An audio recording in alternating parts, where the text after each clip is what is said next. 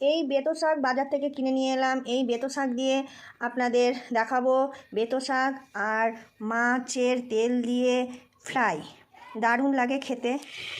মাছের তেলটা ফ্রাই করে নিচ্ছি। রসুনগুলো বেছে একটু ছোট ছোট করে কুচিয়ে নেব আর শাকগুলো ছোট ছোট করে কুচিয়ে নেব।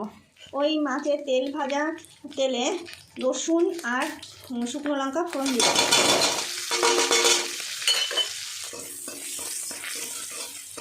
ভাজা হয়ে গেছে, এবার বেতো শাকগুলো দিয়ে দেবো। পরিমাণ মতো লবণ হলুদ দিয়ে শাকটাকে একটু নাড়াচাড়া করে ঢেকে দিলাম। শাকটা একটু সিদ্ধ হয়, শাকটা জল শুকিয়ে হয়ে এসছে প্রায়। এবার মাছের তেলটা সব দিয়ে নাড়িয়ে চাড়িয়ে নামিয়ে দেবো।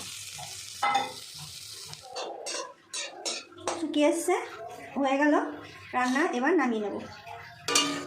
বেতো শাক যদি আপনাদের ভালো লেগে থাকে এই রেসিপিটা অবশ্যই করে খাবেন আর লাইক শেয়ার কমেন্ট করবেন।